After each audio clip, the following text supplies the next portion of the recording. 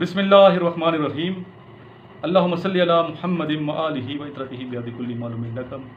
अस्सलाम वालेकुम तमाम ख़वातीन व हज़रात और मेरे अज़ीज़ तलबा व तलबात। आज मौज़ू बहस बहुत अहम है। आप अक्सर जो क्वेश्चन पूछते हैं उसी का आंसर दिया जाएगा इस वीडियो में। तो इस वीडियो को आपने स्टार्ट से लेकर अंत तक ज़रूर देखना है और आगे शेयर कर दीजिएगा तमाम ग्रुप्स में जो स्टूडेंट तैयारी कर रहे हैं अफवाज पाकिस्तान के लिए, इनिशियल टेस्ट की स्पेशली तैयारी कर रहे हैं 147 PM लॉन्ग कोर्स की। और वो तमाम स्टूडेंट जो ISB के लिए अपीयर हो रहे हैं उनको भी चाहिए कि इस लेक्चर को और सुने, और CSS की इंटरव्यू की जो तैयारी कर रहे हैं तो उसको भी चाहिए कि इस लेक्चर को इम्पोर्टेंट दे और गौर से सुने।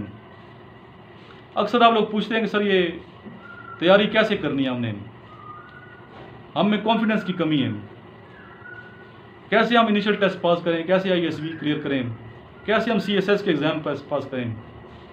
तो कोई हमें आप टिप्स बताएं। टिप्स वैसे मैं बताता नहीं हूँ, टिप्स वगैरह जो होती हैं, टिप्स लफ्ज़ टिप्स जो है, मैं एक प्रैक्टिकल आदमी हूँ। जो लोग मेरे करीबी दोस्त हैं, चाहे वो आर्मी के मेरे दोस्त हैं, चाहे वो मेरे कोर्समेट हैं आर्मी के,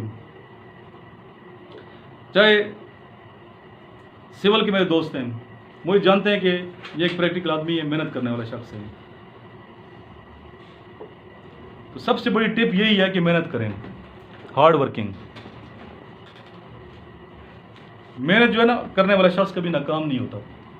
ये नहीं देखना आपने कि ये दिन है, ये रात है, सर्दी है या गर्मी है, बहार है या खिज़ां है, बारिश है या धूप है,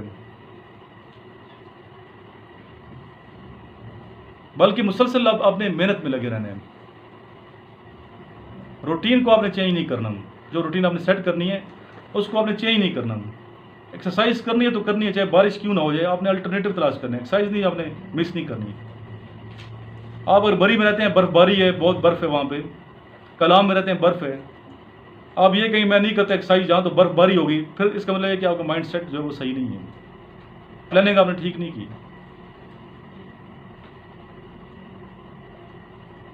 तो रूटीन जो बनाएंगे तो उसको इम्प्लीमेंट करना है। जो भी आपने रूटीन अपनी सेट की है, सबसे पहली बात यह है कि सबसे पहले आप अपना टाइम टेबल बनाएंगे कि सुबह से लेकर शाम तक आपने करना क्या है, कैसे स्टडी करनी है, प्लानिंग करनी है। फिर आपको ये मालूम होना चाहिए कि किस चीज़ को आपने ज़्यादा फोकस देना है। अगर आप 147 PM लॉन्ग कोर्स की तैयारी कर रहे हैं फॉर एग्जांपल, तो कौन कौन से सब्जेक्ट आते हैं, किस सब्जेक्ट में मैंने ज़्यादा मेहनत करनी है, फोकस किस सब्जेक्ट पे करना है और किस सब्जेक्ट पे ज़्यादा मेहनत नहीं करनी। मेरा वीक एरिया कौन सा है जहाँ मैंने ज़्यादा फोकस करना है।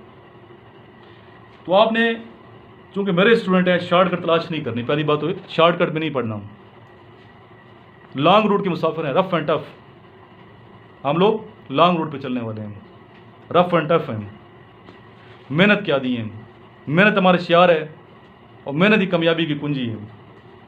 लाइसल इंसान इल्ला मा सा, इंसान को वही कुछ मिलता है जितनी उसने मेहनत की है। कल गिला नहीं करना कि हम नाकाम हो गए। गिला करना है तो अपनी ज़ात से करना है, मैंने क्यों नहीं मेहनत की है। अगर कोई स्टूडेंट नाकाम हो गया, फॉर एग्जांपल रह गया, पहली बार सिलेक्ट नहीं हुआ या इनिशियल टेस्ट में फेल हो गया, तो उसे एक्सेप्ट करनी चाहिए अपनी गलती, अपनी कोताही, अपनी कमी, अपना वीक एरिया देखना चाहिए, गौर करना चाहिए कौन सी जगह पे मैंने कोताही बरती है, कौन सी जगह पे मेरा रवैया लेथार्जिक रहा है, किस जगह मैंने ज़्यादा फोकस नहीं किया। तो अपने वीक एरिया को आपने फोकस करके उसको स्ट्रांग बना। अगर फिजिकल फिट नहीं है, कोई स्टूडेंट फिजिकल फिट नहीं है, तो फिजिकल फिटनेस वो फिट करे। एक्सरसाइज भी आपकी रूटीन में शामिल होनी चाहिए। एकेडमिक पोर्शन भी आपकी रूटीन का हिस्सा होना चाहिए। मेंटली सेहतमंद भी होना चाहिए, ज़हनी तौर पर सेहतमंद हो। अफसरदा, मायूस, थके थके, लेथार्जिक, ढीले डाले, ये आर्मी को नहीं चाहिए। आर्मी को हर वक्त चौकस, मेहनती, एक्टिव, मुहिब वतन और मुसलसल कोशिश का आदि शख्स चाहिए। तो चाहे आप देहात से आपका ताल्लुक हो, चाहे शहर से हो, रूटीन अपनी बनाएं। टाइम टेबल सिर्फ बनाना नहीं है। स्टूडेंट क्या करते हैं, अक्सर टाइम टेबल बड़े बड़े बना लेते हैं, प्लानिंग कर लेते हैं, लेकिन इंप्लीमेंट नहीं करते। नमाजें सिर्फ पढ़ते हैं, उसमें नमाजें पूरी पढ़ लेते हैं 5 वक्त की, जो अच्छी बात है, लेकिन बाकी काम आता है तो वो मौत पड़ जाती है। तो जब आप लिख दिया कि यार मैंने 1 घंटा मैथ्स पढ़ना है, तो उसमें मैथ्स पढ़ना है, इंग्लिश पढ़नी है तो उसमें इंग्लिश पढ़नी है। टाइम टेबल ऐसा अच्छा बनाएं जिस मुताबिक आप चल सकें, इम्प्लीमेंट भी करें वो रूल्स।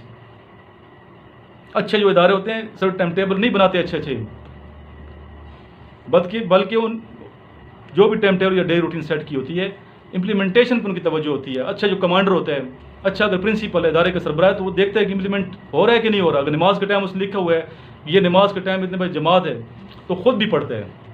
कमरे में बैठ के टेबल नहीं बनते, स्पेशली जो कैड कॉलेजेस हैं उनकी मैं बात कर रहा हूँ। अगर कमरे में बैठ के कोई डायरेक्टर ऑफ स्टडीज़ बना रहा हो टाइम टेबल, तो कभी वो टाइम टेबल वो रूटीन प्रैक्टिकल नहीं होगी। बल्कि अच्छा डायरेक्टर ऑफ स्टडीज़ जो टाइम टेबल बना रहे हैं, अच्छा एजुडेंट, अच्छा प्रिंसिपल, खुद ऑन ग्राउंड देखेगा अगर सर्दी का मौसम है, ठंड कितनी है, बच्चों को ठंड तो नहीं लग रही। मैंने अगर एक्सरसाइज की तो इस टाइम पे क्या मौसम है, मौसम की शिद्दत कैसी है, हवा की शिद्दत कैसी है, नमाज का अगर ये टाइम मैंने रखा हुआ है, आया इस टाइम बच्चे वुजू करके पहुँचते भी हैं कि नहीं पहुँचते। जब भी ये टाइम टेबल बनाए जो भी सरबराह है किसी भी इदारे का, तो खुदारा खुद प्रैक्टिकल जाए, अपने कमरे के अंदर बैठ कर टाइम टेबल कभी मत बनाए, दूसरों के बच्चों को अपना बच्चा समझें। अगर ये नियत होगी कि बच्चे हमारे बच्चे हैं, तो इंशाल्लाह ताला आपका इदारा भी तरक्की करेगा और आपको इन लोगों की दुआएं लगेंगी जो दिल से निकली हैं, और आप मज़ीद तरक्की करेंगे इंशाल्लाह ताला। तो एक तो रूटीन होती है कॉलेज की, एक रूटीन आपने खुद सेट करनी है बच्चे, आपने उस रूटीन के अंदर अपनी रूटीन सेट करनी है। कॉलेज भी आपने जाना है, यूनिवर्सिटी भी आपने पढ़ना है। कोई स्टूडेंट मेरे एमफिल के हैं, पढ़ रहे हैं, कोई मास्टर कर रहे हैं, मत छोड़ें। यूनिवर्सिटी पढ़ते हैं तो ठीक, अच्छी बात, पढ़ें। साथ अगर आप तैयारी कर रहे हो उसकी इनिशियल टेस्ट की या ISB की या CSS की तैयारी कर रहे हैं, तो अपने जो टाइम टेबल है, अपना जो रूटीन है, उसको भी सेट करना है। लेकिन जो भी आपने टाइम टेबल बनाया है, सोचना है हर 15 दिन के बाद चेंज किया करें। कोई मौसम चेंज होता है, नमाजों का टाइम चेंज हो जाता है, तो हर 15 दिन के बाद आपने अपना टाइम टेबल चेंज करना, थोड़ी बहुत तब्दीली आनी चाहिए। तो इनिशियल टेस्ट के लिए आपने 3 ज़ावियों से काम करना है। कितने ज़ावियों से काम करना है? 3 ज़ावियों से काम करना है। Number 1 physical fitness. Physical fitness क्या है कि आप फिजिकल कितने स्ट्रांग हैं। आपको पता है कि वहाँ माइल करवाते हैं इनिशियल टेस्ट में, और जो माइल होता है उसमें क्या टाइमिंग है पासिंग की? 8 मिनट। आर्मी की बात हो रही है। 8 मिनट में 1.6 किलोमीटर यानी 1 माइल आपने पास करना है। तो प्रैक्टिस बच्चे आपकी इतनी अच्छी होनी चाहिए कि आप 5 मिनट में माइल कर लें। आप में कौन से स्टूडेंट 5 मिनट में कर सकते हैं माइल? 5 मिनट्स में। गुड, प्रैक्टिस की आप लोगों ने। तो 5 मिनट में आपने माइल की प्रैक्टिस करके जाना है ताकि आपके 10 पॉइंट्स आएँ। एक तो फिजिकल अपने आप को मजबूत बनाना, सिर्फ माइल नहीं है, वहाँ पुशअप्स भी हैं, सिटअप्स भी हैं, ठीक है, पुलअप्स भी हैं। तो आम मसल्स भी आपकी मजबूत होने चाहिए। सुबह शाम आपने PT करनी है। सुबह PT करते हैं, शाम को एक्सरसाइज करें, और ऐसी एक्सरसाइज हो कि या स्पोर्ट्स खेलते हैं ऐसी हो कि आपके जिस्म को मजबूत बनाने वाली हो। हौसला नहीं हारना, छुट्टी नहीं करनी, यहाँ पे छुट्टी का तस्वर नहीं है। डेली प्रैक्टिस करनी है। फिजिकल हवाले से आपने अभी रूटीन डेली रखनी है, चाहे संडे है, चाहे संडे के अलावा जुमे के दिन है। तो कोशिश करें कि इस रूटीन को सेट करें, छुट्टी या ना करें। अच्छे जो एथलीट होते हैं छुट्टी नहीं करते, तो हम थोड़ा और सोचते हैं कि चलो यार हफ्ते में एक दिन रेस्ट होनी चाहिए फिजिकली है, और छोड़ दो। आप आर्मी में जा रहे हैं तो आप डेली आपने प्रैक्टिस करनी है। अगर करनी है चलो संडे वाले दिन मैं कहता हूँ कि आप रेस्ट कर सकते हैं, लेकिन संडे को जब रेस्ट करोगे तो हफ्ते को आपने ज़्यादा एक्सरसाइज करनी है, क्योंकि अगर रेस्ट आ रहे हैं तो एक दिन चलो छुट्टी कर सकते हैं फिजिकल हवाले से, तो सेहत के लिए बेहतर है। दूसरी बात ये इंटेलिजेंस टेस्ट आपका होगा। सबसे पहले टेस्ट दिया होगा वर्बल और नॉन वर्बल होगा। वर्बल कितने क्वेश्चन होंगे? 84। नॉन वर्बल कितने होंगे? 64। 148 क्वेश्चंस होंगे। 148 में 95 करेक्ट होने चाहिए, पासिंग 65%। जब ये टेस्ट पास हो जाएगा इंशाल्लाह, कर जाएंगे आप लोग, प्रैक्टिस आपने बहुत की हुई है, तो इसके बाद उधर ही बैठे बैठे उसी वक्त आपका टेस्ट शुरू हो जाएगा, एकेडमिक टेस्ट। एकेडमिक के हवाले से मैं अपने स्टूडेंट्स को ये बताना चाहूँगा जो ऑनलाइन तैयारी कर रहे हैं कि रजिस्टर ले लें, तो उस रजिस्टर को आपने 5 हिस्सों में तकसीम करना है, या फिर 5 मुख्तलिफ आपने नोट्स बुक लेनी है। जो 5 हवालों से एकेडमिक टेस्ट में आपको परखा जाता है, जांचा जाता है, तोला जाता है। नंबर 1, पहला पोर्शन बनाना है इस्लामिक स्टडी का, इस्लामियात का पोर्शन। इस्लामियात में आपको आखिरी 10 सूरतों का ट्रांसलेशन भी आनी चाहिए, कुरान के बारे में जो मालूमात हैं कुरान मजीद के बारे में वो भी आनी चाहिए। नबी पाक की सीरत के बारे में पढ़ना है, ईमान मुफस्सल, ईमान मुजमिल, 40 दुआएं, इस FSC लेवल के तमाम क्वेश्चंस MCQs उसमें लिखते जाने हैं आप। सूरतें कितनी हैं कुरान मजीद की, मक्की सूरतें कितनी हैं, मदनी कितने हैं, गज़वात कौन से, किस मौके पे कौन शहीद हुआ, कितने शहीद हुए गज़वे में, जामिउल कुरान कौन है, हुज़ूर पाक सल्लल्लाहु अलैहि वसल्लम की नस्ल के बारे में पता होना चाहिए। तो ये ना सिर्फ आपको एकेडमिक पोर्शन में बल्कि आपके इंटरव्यू में भी मदद देंगे, चाहे आप CSS के इंटरव्यू क्यों ना दे रहे हो। तो इस्लामियात के हवाले से इस्लामी नॉलेज भी चेक किया है। पहला पोर्शन तो हो गया इस्लामियात का, इसके समझिए 10 मार्क्स हैं, टोटल 50 नंबर का क्वेश्चन पेपर है एकेडमिक पोर्शन में। दूसरे 10 नंबर आ गए पाकिस्तान अफेयर्स के, PA या पाकिस्तान स्टडीज़ कर लें। पाकिस्तान के बारे में कंप्लीट मालूमात आपकी होनी चाहिए, सिलेबस से बढ़ के होनी चाहिए। सबसे बड़ा दरा पाकिस्तान कौन सा है, सबसे ऊंचा दरा कौन सा है, सबसे गहरी झील कौन सी है, सबसे बड़ी झील कौन सी है, सबसे बड़ा दरिया कौन सा है पाकिस्तान का, कितने दरिया पंजाब में है, टोटल दरिया कितने हैं पाकिस्तान में, पाकिस्तान के मशरक़ में कौन सा मुल्क है, मगरब में कौन सा, शुमाल में कौन सा है, जुनूब में कौन सा मुल्क है, पाकिस्तान की आबादी कितनी है, पाकिस्तान की शरह ख़वानदगी कितनी है, पाकिस्तान के हॉस्पिटल सेहत के वाले से क्या निज़ाम है। सर आपने MCQs नहीं करने हैं, पूरी प्रेजेंटेशन तैयार करो, पूरी क्या याद तैयार करें, प्रेजेंटेशन लैपटॉप पे तैयार करें, स्लाइडें बनाएं, इंग्लिश में बनाएं, जो ना सिर्फ आपको इनिशियल टेस्ट में मदद देंगी बल्कि इंशाल्लाह ताला आप अगर CSS में अपीयर हो रहे हैं तो CSS में अगर पब्लिक स्पीकिंग कराई जाती है, डिस्कशन कराई जाती है ISB में, तो वहाँ भी ये काम आएंगी। यहाँ तक क्लियर हो गए। तीसरा बच्चे आपने पोर्शन बनाना है मैथमेटिक्स का, मैथ्स के हवाले से क्वेश्चन। अभी एक बच्चा कहते हैं मैं तो बायो का हूँ, मैंने तो FA किया, मैथ्स नहीं पढ़ा, तो मैथ्स के क्वेश्चन मुझे नहीं आएंगे तो तैयार करो ना, प्रिपरेशन करनी है आप लोगों ने अच्छे तरीके से। मैथ्स के क्वेश्चंस में हाइपरबोला, पैराबोला, ईच एवरीथिंग, मुख्तलिफ फार्मूले जो आपको यहाँ सिखाए गए हैं वो तो याद है ना आपको, वो सारे फार्मूले याद करके रट्टे नहीं लगाने हैं। जो नोट्स मैंने दिए आप याद करो, रट्टा 90% 90 = 81 रट्टा लगा, पता नहीं कैसे आया, पता भी होना चाहिए ना कैसे 81 आया। तो चौथा पोर्शन जो आपने बनाना है वो है इंग्लिश का। इंग्लिश की प्रीपोजिशन आपने अच्छी तरीके से याद करनी है, पार्ट्स ऑफ स्पीच लेने बुक मेड इजी की। इसके अलावा इंग्लिश आपके सिलेबस की वो भी आपको आनी चाहिए, ठीक है। ऐड किस जगह पे आता है, इन किस जगह पे आता है, फिलिंग द ब्लैंक्स, तो छोटे छोटे क्वेश्चंस इंग्लिश के प्रीपोजिशंस वगैरह, इस पे मुकम्मल आपका अबूर होना चाहिए। इंग्लिश की पोर्शन में इंग्लिश की स्किल भी आनी चाहिए, इंग्लिश बोलने की स्किल भी आनी चाहिए। इंग्लिश एक स्किल है, काबिलियत नहीं कहता मैं इसको, ज़बान पे पूरे एक स्किल है, एक्स्ट्रा स्किल है। तो इसके लिए आपको चाहिए कि इंग्लिश लैंग्वेज कोर्स करें, हर एरिया में, स्वात में भी हैं, पेशावर में भी हैं, रावलपिंडी में भी यहाँ पे हैं, मुल्तान से आप आए हैं वहाँ से भी हैं,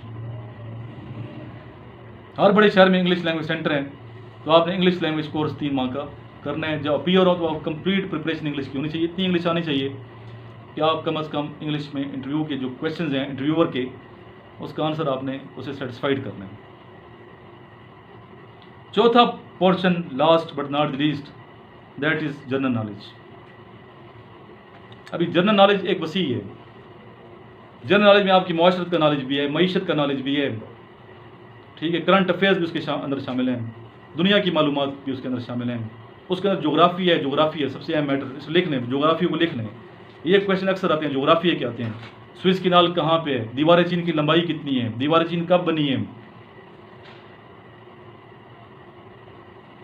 भारत के मशरक में कौन सा मुल्क है, ठीक है। ये सारा जोग्राफी जो है ना, जोग्राफी मैप लेने हैं आपने, मैप, दुनिया का मैप मिल जाता है, वर्ल्ड मैप, ठीक है, एटलस ले लें। तो आपने वो एटलस लेके उसको देखते रहना है, परखते रहें, देखते रहें कितने जजीरे हैं, कितने बराज़म हैं, कॉन्टिनेंट्स कितने हैं। एक बड़ा अच्छा नॉलेज है ये। और साथ साथ आपने हिस्ट्री को नहीं छोड़ना बच्चे, जनरल नॉलेज में हिस्ट्री, इस्लामिक हिस्ट्री को भी टच करना है आपने, और दीगर जो मज़ाहब, इवन ज़रतश्तियों को पता होना चाहिए। ज़रतश्तियों को भी पता होना चाहिए। इस हवाले से पीर करम शाह रहमतुल्लाह अलैह की किताब है सीरत नबी के हवाले से, ज़ियाउन नबी सल्लल्लाहु अलैहि वसल्लम, उसकी जिल्द नंबर 2 जिल्द नंबर 4 में ज़रूर स्टडी करें, लिखना ही है। ज़ियाउन नबी आपके पास होनी चाहिए, पीर करम शाह बैरा शरीफ वाले जो पीर हैं, ज़ियाउन नबी उनकी बुक है, उसलूब भी उसका अच्छा है, तहरीर भी जानदार है, नॉलेज भी अच्छा है उसके अंदर, और हिस्ट्री बड़ी अच्छी तरीके से पेश की है। मुख्तलिफ वॉल्यूम है इसके, तो आप ये ले रहे हैं। तो ये तो हो गया आपका पोर्शन कौन सा, एकेडमिक। तीसरा जाविया जो मैंने बात करनी है वो सबसे ज़्यादा हैवी है, ये भी पास कर जाओगे इंशाल्लाह ताला। ये तो आप लोग जो दोनों पोर्शन ये नोट्स पढ़ के भी कर सकते हैं, जो मैंने नोट्स आगे लोग शो कराएं, दूर से शो कराएं, ये वाले नोट्स जो आप लोगों सबके पास हैं, आप सबको याद है ये दुआ ने बस ऐसे याद करना है जैसे दूध की तरफ पी जाते हैं लोग, पानी की तरफ पी जाएं, इसको समझिए बात। इसमें कोई क्वेश्चन आप सारे याद कर चुके हो, ये तो आपने लाजमी है ना, फ़र्ज़ कर लेना इसको याद करना है, लेकिन इस पे सारा आप लोगों ने भरोसा नहीं करना कि बस सर के ये नोट्स पढ़े पास हो जाएंगे, नहीं ऐसा नहीं है, बल्कि खुद मेहनत करनी। लॉन्ग रूट के मुसाफिर हैं, लॉन्ग रूट पे चलने वाला शॉर्टकट तलाश कभी भी नहीं करता। तीसरा जो जाविया जिससे मेहनत आपने करनी है, बस्ती मलूक, समझ आ रही है, यूसुफ जमाल, वो आपका एतमाद, कॉन्फिडेंस। कॉन्फिडेंस के हवाले से माशाल्लाह साहिब किरदार साहब में कमी है, तो किस चीज़ की कॉन्फिडेंस की कमी होती है हमारे स्टूडेंट में, क्योंकि अफसोस से ये कहना पड़ता है, अलमिया ये है हमारी सोसाइटी का, कि ऐसे तलीमी इदारे जहाँ तरबियत कम है, तालीम तो है लेकिन नंबर भी बड़े अच्छे ले लेते हैं बच्चे, लेकिन इतमाद नहीं दिया था, कॉन्फिडेंट स्टूडेंट नहीं होते। उसकी एक वजह ये भी है, जो बदकिस्मती से नहीं कहना चाहिए लेकिन मैं यहाँ कह रहा हूँ, बदकिस्मती एक मतलब माशरे का हमारे अच्छी पिक्चर नहीं है कि टीचर्स की रिस्पेक्ट नहीं है।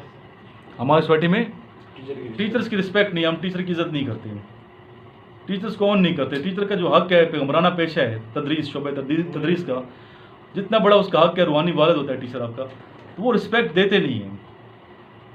पहले टीचर्स की बड़ी रिस्पेक्ट लोग करते थे, इसलिए कामयाब थे, लेकिन टीचर्स को हम ऑन नहीं करते, टीचर्स को हम लोग रिस्पेक्ट नहीं। जिस माशरे में टीचर की रिस्पेक्ट ना हो वो माशरा टूट जाता है। तो हमारा टीचर्स की रिस्पेक्ट नहीं है, टीचर बेचारे उसकी सैलरी देखें, स्पेशली प्राइवेट इदारों की बात कर रहा हूँ, ऑनर्स तो बहुत ज़्यादा कमा रहे हैं, सारा पूरा मतलब पैसा इकट्ठा करके ऑनर की जेब में जाता है, लेकिन टीचर को सैलरी दे देता है, उसे शर्म आनी चाहिए, ठीक है, शर्म से डूब मरना चाहिए कि मैं टीचर के साथ क्या कर रहा हूँ। जो मैं समझूँ एक जो ना कहते हुई शर्म आती है, जितनी सैलरी दी जाती है आजकल के दौर में 30-40 हज़ार रुपये किसी का गुजारा नहीं होता। तो प्राइवेट इदारों में टीचर्स की बिल्कुल रिस्पेक्ट नहीं, इतना किराया लग जाता है जितनी उसको सैलरी मिलती है। और टीचर को अगर तनख्वाह नहीं देंगे उसके अंदर क्या एतमाद होगा। टीचर को अगर आप रिस्पेक्ट नहीं देंगे उसके अंदर कॉन्फिडेंस खुद ही नहीं होगा। एक टीचर में अगर कॉन्फिडेंस नहीं है, एतमाद नहीं है, तो उसने क्या कॉन्फिडेंस सिखाना है। स्टूडेंट उसका पिराडो पे आए और ख़ुद वो साइकिल पे आए, क्या वो पिराडो पे आने वाला बच्चा उस टीचर से इंस्पायर होगा? कभी भी नहीं होगा। तो इसलिए रिक्वेस्ट ये तमाम जो भी मुझे सुन रहे हैं, साहिब इक़्तिदार लोग या ओनर्स हैं बड़ी बड़ी यूनिवर्सिटियों के, कि टीचर की रिस्पेक्ट करें, टीचर को अच्छी सैलरी दें, ताकि अंदर उनके अंदर कॉन्फिडेंस हो, मईशत उसकी अच्छी हो, अपने बच्चों को अच्छी तालीम दे सके। तो कॉन्फिडेंस की कमी है, मैंने वजह बता दी, मेन वजह यही है कि हमारा उस्ताद बाएतमाद नहीं है। हमने अपने इत्माद जो है, ट्रस्ट जो है अपने उस्ताद से छीना हुआ है। जिस मास्टर का उस्ताद पुरएतमाद नहीं होगा, कॉन्फिडेंट नहीं होगा, वहाँ का बच्चा जो स्टूडेंट वो कभी कॉन्फिडेंट हो ही नहीं सकता। तो इसके लिए आप लोगों को क्या चाहिए, कुछ चीज़ें मैं बताऊंगा, नोट करते जाएं कॉन्फिडेंस के हवाले से।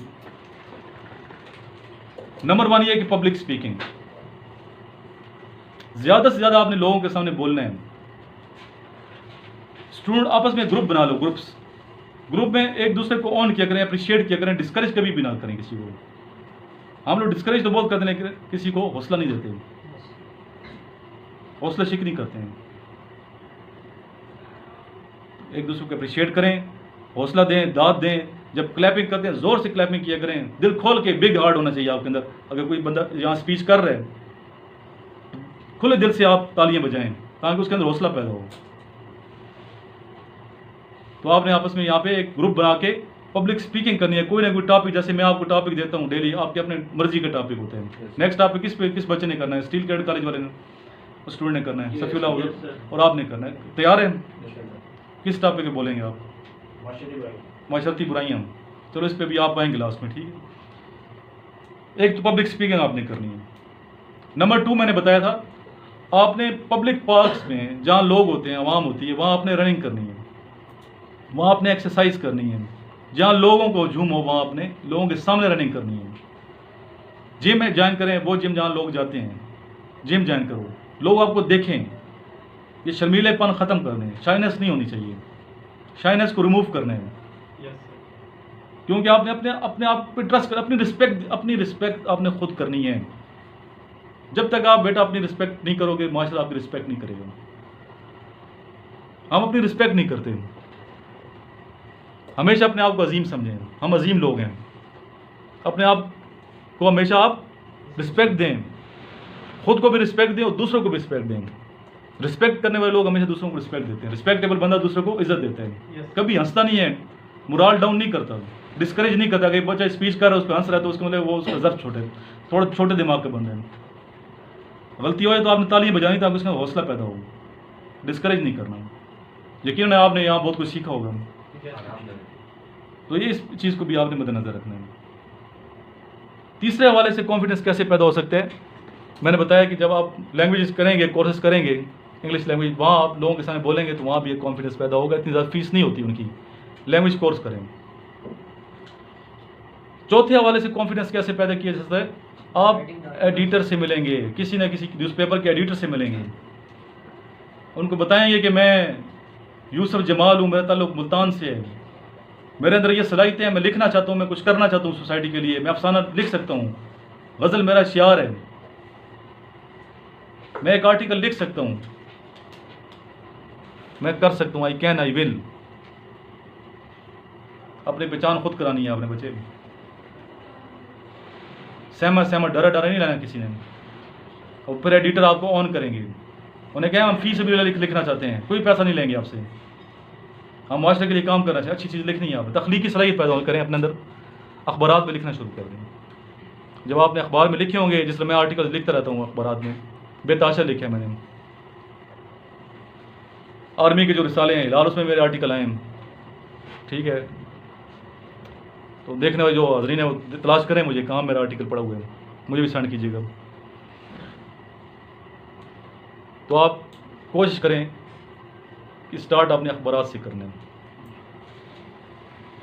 अखबारात से लिखना शुरू कर दें, छोटे लेवल पे लिखना शुरू कर दें।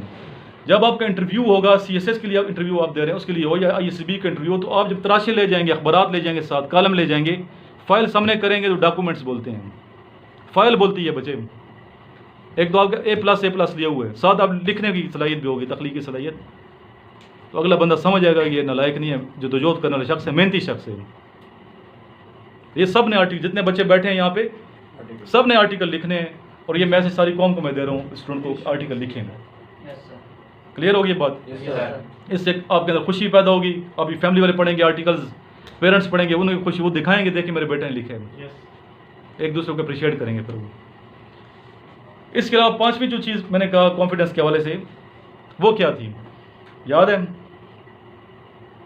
यस, हाँ, आप दीन की तबलीग करें। जो भी मकतब फ़िक्र है, अहले तशी, मैं नहीं कहता, कहते हैं ना किसी के फ़िक्र को छेड़ो, ठीक है, ना अपना छोड़ो, फ़िक्र वारिद में हम नहीं पढ़ते, तो अच्छी बातें सिखाएं, दीन यही अच्छी बातें सिखाना। जो भी मकतब फ़िक्र आपका है, जो भी आपके स्कूल ऑफ थाट है, माइंड ऑफ थाट जो भी आपका है, उससे मुंसलिक होके उसमें काम करें दीन के लिए। पब्लिक में बोलें, किताब पढ़ें, सामने रख के पढ़ें, कोई मसला नहीं है। दुरूद शरीफ की महफिलें कराएं, घर पे करें, अपने पेरेंट्स को बताओ, हर जुमे को मुनक्कद करें, दुरूद शरीफ पढ़ाएं। इससे क्या होगा, अल्लाह की ज़ात भी राज़ी होगी, हुज़ूर पाक की नज़र करम भी होगी, घर में रहमत भी होगी। तो तमाम सुनने वालों को मेरी रिक्वेस्ट है, असर और मगरिब के दरमियान एक महफिल दुरूद शरीफ की रखवाएँ, स्पेशली जुम्मतुल मुबारक में। वैसे रोज़ होनी चाहिए, लेकिन जुम्मतुल मुबारक में एक कमरा मुख्तस कर लें आप लोग, हल्का दुरूद शरीफ के नाम से। उस कमरे में आप नमाज़ पढ़ें, दुरूद शरीफ, दरी बिछी हो, कलीन बिछी हो, गलीचा बिछा हो, और अपने मोहल्ले से स्टार्ट कर लें, अपने घर से स्टार्ट कर लें, अपने बच्चों को दुरूद शरीफ पढ़ाएं, कुरान शरीफ की तिलावत कभी करें, ख़त्म करें कुरान शरीफ का, कभी दुरूद शरीफ की महफिल कराएं, कलमा पढ़ाएं, इज्तिमाई दुआ करें, और आखिर में जितना आपके वस है खाना खिला दें लोगों को, टी ब्रेक करा दें, और मुल्क पाकिस्तान की तरक्की के लिए आप दुआ भी करें। तो इससे भी कॉन्फिडेंस पैदा होगा। लोगों से मिलना शुरू करें, सोशल होना चाहिए। मैं आपको मुख्तलिफ तरीके बता रहा हूँ सोशल होने के। बाजमात नमाज पढ़ा करें, बाजमात नमाज से भी कॉन्फिडेंस पैदा होता है। वहाँ लोगों को मिलते हैं, इंसान बातचीत करते हैं। दीन इस्लाम हमें निजात दिलाता है खौफ से, दलेर बनाते हैं। दीन इस्लाम हमें दलेर बनाते हैं, दलेरी सिखाते हैं। आज के मौके पे, उम्र के मौके कितने हम दलेर हो जाते हैं। बूढ़े लोग होते हैं, ज़ईफ़ होते हैं, वहाँ दलेर हो जाते हैं ना। हजर असवद को पैसा दे देते हैं, पता भी है यार गिरूंगा, नीचे स्लिप है, ठीक है। ख़वातीन जाती हैं, दलेर हो जाती हैं वहाँ पे। मैं देख के रहा हूँ, तो जो मैं उम्र पे जाता हूँ, कितनी हमें ख़वातीन दलेर हो जाती हैं। हजर असवद के वक्त वो बोसा देते वक्त कितनी दलेरी का इज़हार करती हैं। यार इतना फंसे होते हैं, लेकिन ये मोहब्बत है, इश्क है। किस ज़ात से? अल्लाह ताला की ज़ात से। तो उधर आपने सोशल होने के हवाले से भी सोचना है, अपने आप को सोशल बनाना है। सहमा सहमा, डरा डरा, तनहा तनहा नहीं रहना। गुल मिल जाएं, आपस में गुल मिल जाओ। अपने आप को एक छोटे से दायरे से बाहर निकालो। एक दुनिया वसी है, अल्लाह की कायनात बड़ी वसी है। इंटरनेशनल लेवल पे सोचें। ये सोचो कि हमने मुल्क पाकिस्तान के अलावा मिल्लत इस्लामिया के लिए क्या करना है। वास्ट ज़हन होना चाहिए, ब्रॉड माइंड होना चाहिए आपको। सोच आपकी वसी होनी चाहिए, सितारों से आगे जहां और भी हैं, अभी इश्क के मकाम और भी हैं। सिलेबस तक महदूद नहीं रहना। किताबें रटा लगा के A+ लेना में कोई कमाल नहीं है अगर आपको तख्लीकी सलाहियत नहीं है आपके अंदर। एक इंसान उस नंबर कम है लेकिन तख्लीकी हवाले से बड़ा मजबूत है, लिख सकता है, कॉन्फिडेंट है, फिजिकल फिट है, उसको मैं सलूट पेश करता हूँ, उसने मेहनत की हुई है। इसके बरक्स एक शख्स ने नंबर तो बहुत अच्छे लिए हैं लेकिन बोल नहीं सकता 2 लफ्ज़ किसी के सामने, 2 बंदों के सामने। तो उसने क्या आर्मी में सिलेक्ट होना है, क्या उसने अफसर बनना है, क्या उसने CSP अफसर बनना है। तो इस हवाले से बेटा अपने आप को आपने मजबूत बनाना है, कॉन्फिडेंट होना है, और एक दूसरे को आपने अप्रिशिएट करना है। अभी आप आ जाए पब्लिक स्पीकिंग के सामने, आ जाए डाइस पे, पहले अपना तारुफ करें ऊंची आवाज़ में, और उसके बाद फिर बताएं किस टॉपिक पे आप गुफ्तगू कर रहे हैं।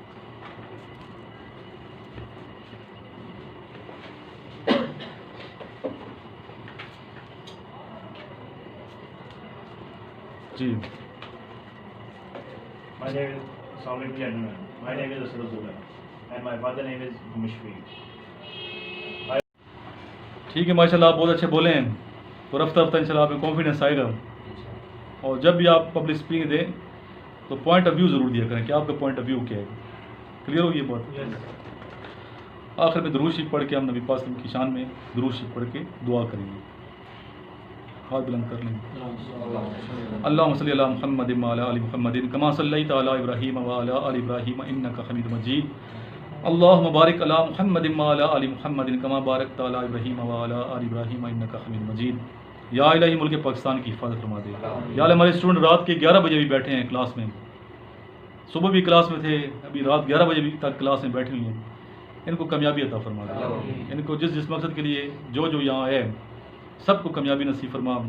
जिस मकसद के लिए आए हैं, चाहे CSS की तैयारी कोई कर रहे हैं या PCS की कर रहे हैं, कमीशन अफसर की कर रहे हैं, सबको अपने नेक मकासद में कामयाब फरमा दे। या अली तमाम असातिज़ा इकराम की इज़्ज़त करने वाला बना दे।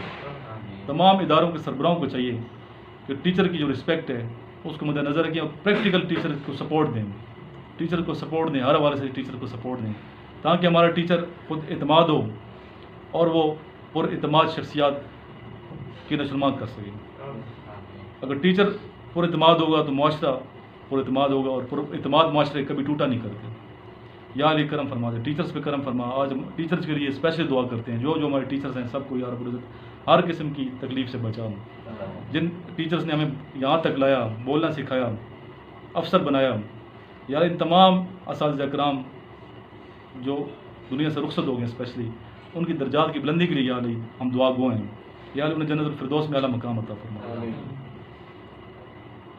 या अली जो टीचर्स हमारे अभी ज़िंदा हैं उनको ज़िंदगी तवील ज़िंदगी अता फरमा, खुशहाली वाली ज़िंदगी अता फरमा। या उनको अपने मिशन में कामयाब फरमा। और टीचर्स की वजह से हम इस काबिल हैं आज कि आज हम इधर बोल रहे हैं, लफ्ज़ हमारे सामने हाथ बंधे खड़े हैं। किसी के कुर्ब ने इतना वकार तो बख्शा, किसी के कुर्ब ने इतना वकार तो बख्शा कि अपने लहजे से हम बेहुनर नहीं लगते। अगर आज हम बेहुनर नहीं हैं, अपने लहजे से तहजीब याफ्ते हैं, तो इसके पीछे या इलाही हमारे असातिज़ा किराम का हाथ है, हमारे वालिदैन का हाथ है, हमारे असातिज़ा किराम का हाथ है। तमाम असातिज़ा किराम को कामयाबी नसीब फरमा दे, हर हवाले से कामयाबी नसीब फरमा। और दोबारा या रब्बुल इज़्ज़त में ये दुआ गो हूँ, या इलाही इदारों के सरबराहों को चाहिए, स्पेशली जो प्राइवेट इदारे हैं, जो ऑनर्स हैं कॉलेज़ के, यूनिवर्सिटीज़ के, कि अपने टीचर्स की रिस्पेक्ट करें, टीचर्स को रिस्पेक्ट दें, प्रैक्टिकल टीचर की इज़्ज़त करें। अल्लाहुम्मा सल्ली अला मुहम्मदिन व अला आलि मुहम्मदिन कमा सल्लैता अला इब्राहीम व अला आलि इब्राहीम इन्नका हमीदुम मजीद। अल्लाहुम्मा बारिक अला मुहम्मदिन व अला आलि मुहम्मदिन कमा बारकता अला इब्राहीम व अला आलि इब्राहीम इन्नका हमीदुम मजीद। Assalamu alaikum gentlemen. My name is Hafiz Muhammad Zulkarnain Iqbal from Melsi district Vihadi, Punjab. A few things I want to share with you. Listen to me carefully. These will be useful for you. I am preparing for the PMA 147 long course. I regularly listen to Sir Imran's lecture on YouTube channel. If you are also preparing for PMA 147 long course, then you must listen to Sir Imran's lectures on YouTube. 2 days ago, I called for Sir Imran's notes to prepare for the ISSB, which I received today. I read notes lightly once. I think this notes is a gift for me because everything is explained in it. These notes consist of 2 parts. The first part consists of verbal, non-verbal, academic and current affairs, which is 100% helpful for you to prepare them for the initial test and the ISSB test. The second part consists of ISSB part, which covers topics with full explanation for the preparation of ISSB. In particular, the pointer stories, Urdu discussion, English discussion, group plannings are explained in great detail. If you are also preparing for ISSB, you must also request these notes. God willing, it will be of great benefit to you, and you will pass the initial test and ISSB test easily. Thank you very much. अस्सलामु अलैकुम, मेरा नाम अब्दुल माजिद है और मैं पेशावर से ताल्लुक़ रखता हूँ। मैंने परसों सर इमरान से ये इनिशियल के नोट्स मंगवाए थे जो मुझे आज मिले हैं। बहुत अच्छे नोट्स से आप भी मंगवा लें ज़रूर। Bismillahirrahmanirrahim. Today I received my notes from Sir Imran. These notes are very helpful to pass the initial test. I am very thankful to Sir Imran for giving me these notes. Thank you, sir. Assalamu alaikum. My name is Muhammad Amir from Gilgit Pakistan. तो मैंने sir Imran से ही notes मंगवाए थे, तो बहुत ज़बरदस्त है। मैंने कम से कम 50% इसका तैयारी कर चुका हूँ। मैंने सर इमरान से ही नोट्स मंगवाए थे, तो बहुत ज़बरदस्त इन्होंने लिखा है नोट्स। मैं रिकमेंड करता हूँ स्टूडेंट्स को कि वो ये नोट्स ज़रूर हासिल करें, क्योंकि जो 147 के हवाले से जो बेसिक जो चीज़ें हैं, ज़रूरत है हमारे लिए जो पास करना चाहते हैं, उनके लिए बेसिक जो MCQs है वो इसमें मौजूद है, जो सर इमरान ने कोशिश करके लिखी है। तो I recommend all the students who prepared, who interest in PMA long course preparations. So thank you, Sir Imran. Thank you for your hard work.